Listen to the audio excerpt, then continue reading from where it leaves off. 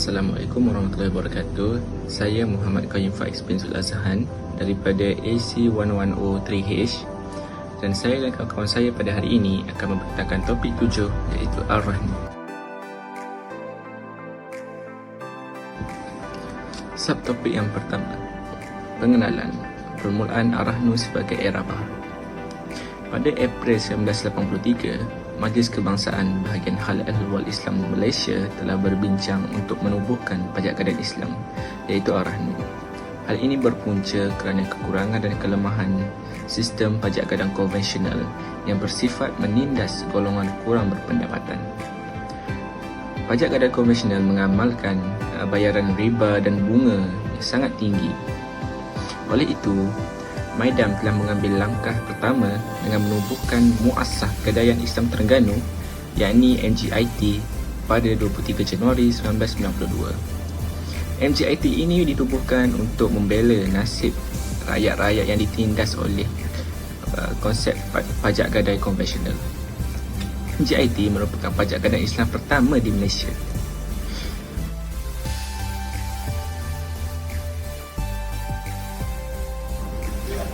Untuk subtopik yang kedua, definisi Ar-Rahnu.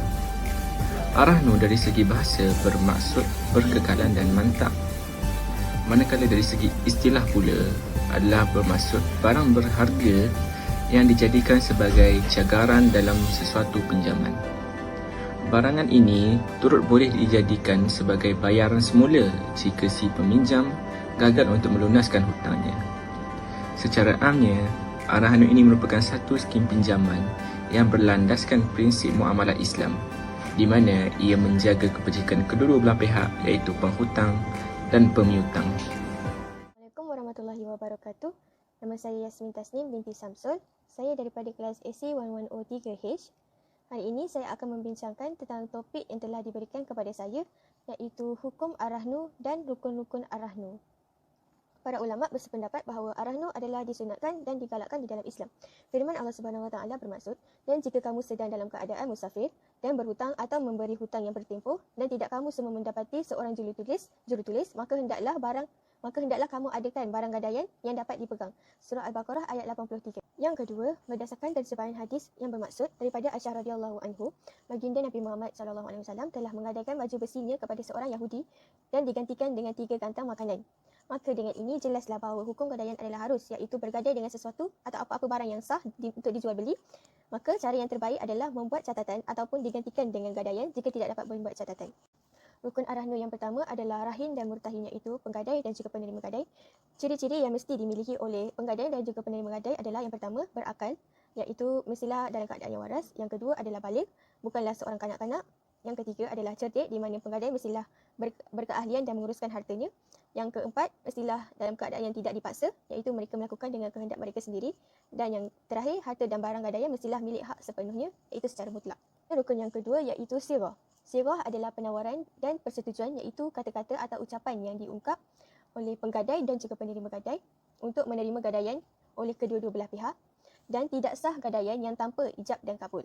Sama seperti syarat dalam berjual beli, maka tidak sah jika akad tersebut diselangi oleh ucapan lain, dan juga tidak sah jika bertaklid dan memakan jangka masa yang lama. Wasilah suci, iaitu halal daripada segi syarak dan bukanlah barang-barang yang haram seperti arak dan sebagainya. Yang kedua, barang itu mestilah barang yang membawa manfaat kepada manusia dan bukanlah barang yang sia-sia. Dan yang ketiga, barang tersebut mestilah hak milik mutlak penggadai tersebut, dan barang tersebut mestilah diserahkan kepada penerima gadai semasa berlakunya akad ataupun sirah. Dan akhir sekali, barang tersebut mestilah hak milik mutlak penggadai itu dan bukannya barang yang sah untuk dijual, dan akad akan terbatal sekiranya barang itu tidak sah. Iaitu yang keempat adalah marhun bih, iaitu hutang. Terdapat beberapa syarat berhutang. Yang pertama, hutang mestilah sah menjadi tanggungan penggadai terhadap penerima gadaian. Contohnya, nafkah isteri bagi bulan-bulan lepas atau wang yang dihutang oleh penggadai sama ada diterima atau belum. Dan yang kedua adalah jumlah dan sifat hutang mestilah diketahui oleh kedua-dua pihak. Apabila penggadai itu berhutang dengan penerima gadai tersebut, tetapi penerima gadai tidak pasti adakah ianya dalam ringgit Malaysia ataupun mata wang lain, lalu penerima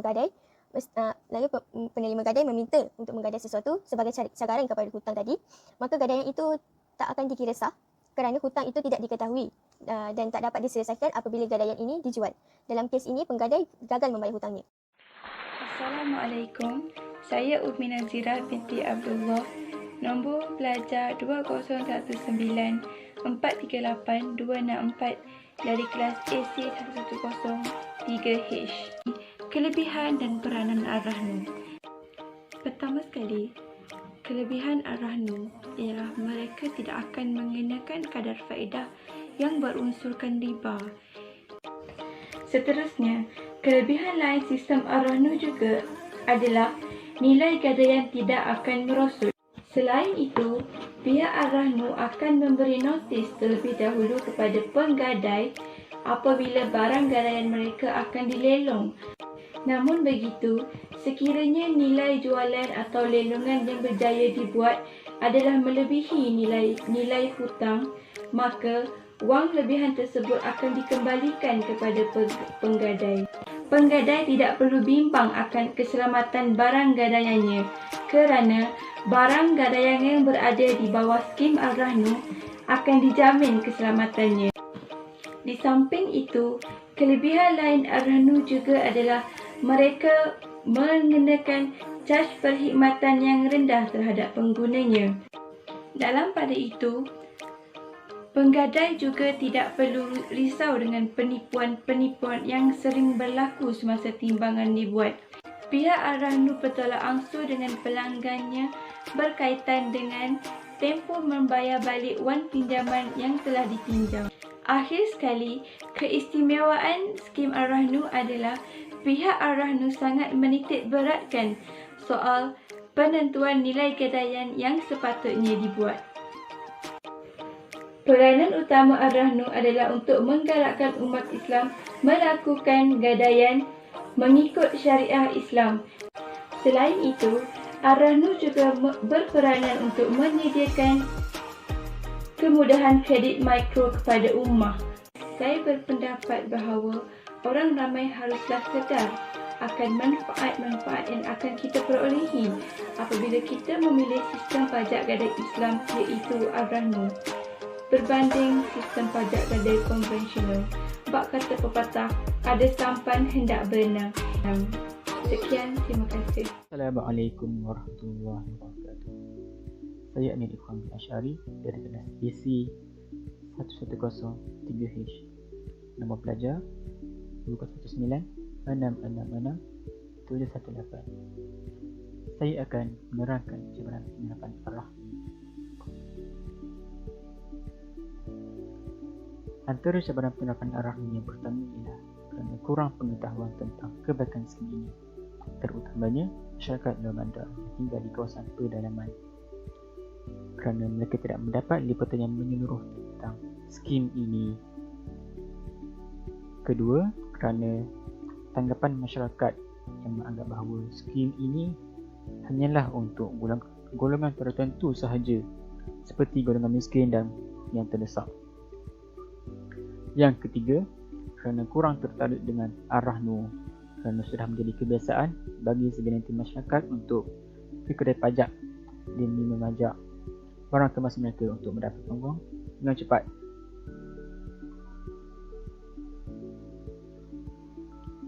Antara kesimpulan yang saya dapat simpulkan berdasarkan topik ini iaitu Ar-Rahnu, pertama ialah riba dan penipuan adalah diharamkan di dalam Islam kerana terdapat dalil yang menegaskan pengharaman riba. Kedua, Ar-Rahnu merupakan pilihan bagi mereka untuk mendapatkan pembiayaan kewangan dengan cara mencagarkan barang kemas secara halal dan patuh syariah. Dan yang terakhir, sesuai dengan maqasid syariah yang menjamin kemaslahatan umat Islam pada zaman ini. Sekian. Terima kasih.